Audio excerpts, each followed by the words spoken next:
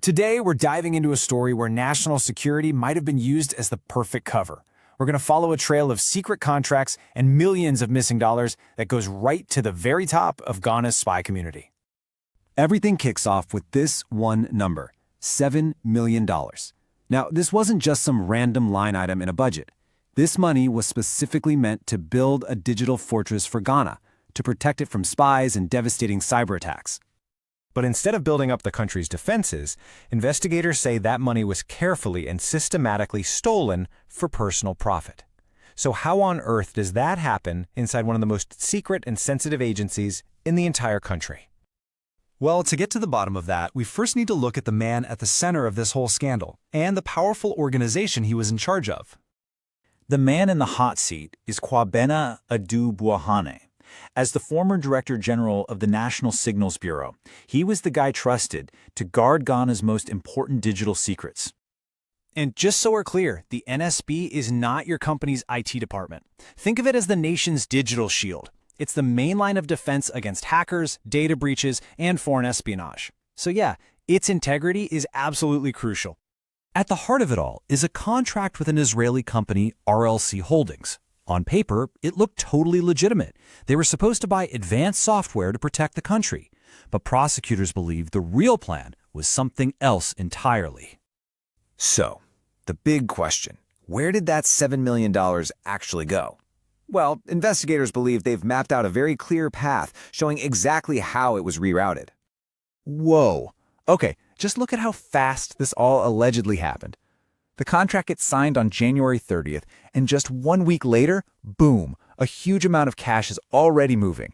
And then it takes 5 whole years before any of this becomes public. We're talking about an initial transfer of more than 27 million Ghanaian cedis. And you can bet that a transaction of this size was the first massive red flag for the people looking into this deal. Okay, so this is where it gets really wild. Let's break down the alleged scheme.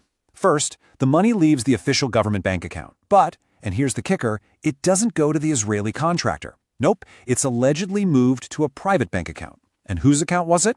It belonged to a company that Adu-Boahene himself co-founded with his wife. From there, that cash was supposedly used to buy up properties. It's pretty simple, really. Money meant for national security allegedly became private real estate.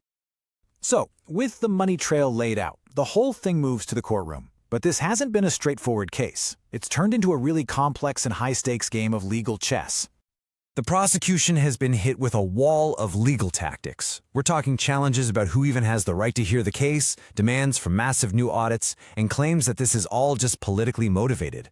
On top of all that, you have what investigators say are the classic signs of this kind of crime: messy bank records and key paperwork that's just gone. Ghana's Attorney General Dominic Ayin really spelled out what's at stake here. He basically said, this isn't just about cash. It's about the fact that something like this can completely destroy the public's trust in the very people and institutions that are supposed to keep them safe. And that idea of trust really brings us to the bigger picture. Because this case is about more than just one person or one shady contract. It shines a huge spotlight on a fundamental problem at the heart of any secret government operation. It forces us to ask a question that every democracy has to struggle with. How do you balance the genuine need for secrecy to protect a country with the people's right to know what's going on and hold their leaders accountable? You know, it's like a constant tug-of-war. On one side, you have national security, which often needs to be secret, classified, and fast-moving. But pulling on the other end of the rope is public trust, which needs transparency, oversight, and accountability to survive. These two things are always in conflict. And here's the dangerous paradox in all of this. The very secrecy that's supposed to protect a nation can also become the perfect shield for corruption. When you can just say it's classified and no one is allowed to look behind the curtain, you create the perfect storm for things to go very, very wrong. Which brings us to this final, really troubling question. This case is still unfolding in Ghana, but the lesson it teaches is universal. When you give people immense power and allow them to operate in the shadows, all in the name of security, who's making sure they're still working for the public good? Who is left to watch the watchers?